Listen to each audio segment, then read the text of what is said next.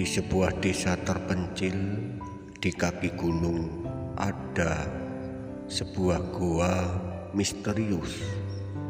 Gua itu sangat gelap dan dalam, memiliki lubang yang sangat kecil, hanya cukup dilewati oleh satu orang saja. Namanya Gua Linglu. Penduduk desa sekitar tidak berani mendekati gua itu karena di malam-malam tertentu gua tersebut seperti mengeluarkan suara orang yang sangat ramai sekali, seperti orang berteriak-teriak, berbincang-bincang, bahkan tertawa-tawa. Orang sekitar menyebut itu adalah suara-suara penunggu gua tersebut. Di hari-hari tertentu di waktu malam juga kadang terdengar suara alunan gamelan yang sangat merdu atau musik tradisional Jawa pada zaman dahulu. Suara kemerduan gamelan itu aneh. Justru masyarakat setempat sekitar gua itu merasa ketakutan dan terasa mencekam jika mendengar suara alunan gamelan tersebut. Hingga pada suatu hari, desa tersebut kedatangan penduduk baru. Dia datang dari kota. Satu keluarga itu mendiami sebuah rumah yang tak jauh dari lokasi gua tersebut. Penduduk baru itu menganggap bahwa suara keramaian orang yang didengarnya di waktu malam itu bukan suatu keanehan, karena penduduk baru itu terbiasa hidup di kota yang penuh dengan keramaian dan suara-suara bisingnya kota. Dia tidak menyadari bahwa suara yang ia dengar itu bukanlah dari suara manusia. Hingga pada suatu malam, penduduk baru sekeluarga itu mendengar suara alunan gamelan yang sangat merdu dan mengiang-ngiang di telinga mereka. Dia menganggap bahwa suara gamelan itu di sekitar desa itu pasti ada suatu pertunjukan kesenian daerah. Lalu ayah dari penduduk baru tersebut keluar dan mencoba mencari dari arah mana suara gamelan merdu tersebut. Dengan perlahan dia mencari dan keluar ingin tahu atau ingin melihat pertunjukan gamelan tersebut. Dia berjalan terus ke arah yang dia dengar. Suara itu terasa semakin dekat dan semakin dekat. Dia terus berjalan. Akhirnya tibalah di sebuah kegelapan malam.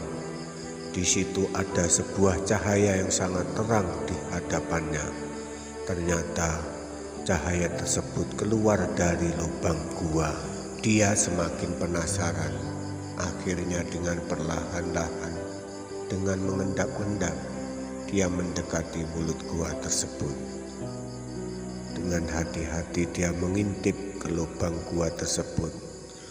Benar saja, ternyata di dalam gua tersebut ada sekelompok kehidupan, makhluk yang mirip dengan kita. Dia berdiri seperti manusia, tapi berkepala seperti tikus dan memiliki telinga yang panjang dan lebar, serta memiliki ekor seperti tikus. Tapi anehnya, dia bisa berdiri dan memakai baju seperti manusia. Tingginya separuh tinggi dari manusia. Ukurannya sekitar 60 sampai 70 cm. Jumlahnya sangat banyak sekali. Rupanya setiap malam mereka selalu mengadakan pesta di gua tersebut. Penduduk baru itu terus mengawasi gerak-gerik dan aktivitas makhluk-makhluk itu tanpa ia sadari. Ternyata sebagian dari mereka ada yang tahu kalau kedatangan tamu. Akhirnya mereka panik, dan salah satu dari mereka berteriak untuk menangkap orang tersebut. Mungkin dia adalah raja dari makhluk-makhluk itu. Kemudian penduduk desa baru itu ditangkap dan dibawa masuk ke dalam gua. Alangkah terkejutnya orang itu. Pintu gua yang begitu sempit ternyata di dalam sangat luas sekali. Begitu banyak penduduk dari makhluk-makhluk tersebut berkeliaran di dalam, seperti sebuah kerajaan yang begitu makmur. Anehnya, orang tersebut begitu dibawa ke dalam gua, bukannya untuk ditangkap atau diikat seperti tawanan, tapi justru orang tersebut dijamu bagaikan tamu. Lalu salah satu dari mereka yang mengerti bahasa manusia bertanya, "Maaf Tuan, kenapa Tuan datang ke istana kami? Dan ada keperluan apa Tuan datang ke istana kami?" "Saya penduduk baru di desa ini. Saya datang kemari karena saya mendengar ada suatu keramaian di sini, seperti ada suatu pertunjukan. Jadi saya datang kemari untuk melihat pertunjukan itu. Tapi setelah saya tahu suara itu dari kalian, akhirnya saya memutuskan ingin berkenalan dengan kalian. Sudikah kiranya tuan-tuan berkenalan dengan saya?" Lalu salah satu dari mereka menjawab, "Dengan senang hati kami berkenalan dengan Anda." Kemudian mereka pun berbincang-bincang dan saling menceritakan tentang kehidupan mereka masing-masing. Setelah begitu lama mereka berbicara, akhirnya orang penduduk baru desa tersebut berpamitan untuk pulang, dan penduduk makhluk itu pun mengizinkan orang tersebut pulang. Bahkan beberapa dari mereka mengantar sampai pintu gua dan memberikan sedikit oleh-oleh berupa batu kerikil yang diberikan kepada orang tersebut. Demi menghargai, batu kerikil itu diterima dengan senang hati dan mengucapkan banyak terima kasih atas sambutannya. Salah satu dari mereka berpesan, "Jika belum melewati 7 langkah, jangan sampai menoleh ke belakang." Lalu orang tersebut bertanya, "Kenapa demikian?" "Kalau kamu nanti sebelum 7 langkah menoleh ke belakang, kamu akan selamanya tinggal di sini dan tidak bisa bertemu dengan keluargamu lagi." Orang tersebut lalu mengangguk-angguk dan mengiyakan dengan pesan tersebut. Benar saja, orang tersebut melangkah pulang sambil menghitung langkahnya. Begitu melewati 7 langkah, orang tersebut menoleh ke belakang. Betapa terkejutnya. Suasana yang meriah dengan pesta-pesta dan terang benderang kini berubah seketika menjadi gelap gulita.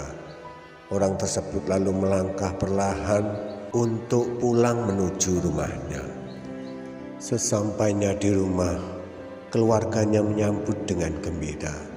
Tapi anehnya, istri orang tersebut yang dulunya masih muda dan cantik kini menjadi tua. Dan anak-anaknya ketika ditinggal kini sudah menjadi dewasa. Lalu orang tersebut bertanya kepada istrinya, "Berapakah lama aku pergi?" Lalu istrinya menjawab, "Bapak pergi hampir 10 tahun." Orang tersebut lalu merasa keheranan. Padahal perasaannya dia meninggalkan rumah cuma 1 malam. Ternyata dia pergi begitu lama. "Bukankah aku pergi hanya 1 malam?" kata bapak itu kepada istrinya. Lalu dengan perlahan orang tersebut membuka bekal yang diberikan para makhluk-makhluk yang kemarin. Alangkah terkejutnya yang semula beberapa batu kerikil kini berubah menjadi emas dan permata. Pertemuan mereka akhirnya membawa bahagia dan berkumpullah kembali keluarga kecil itu.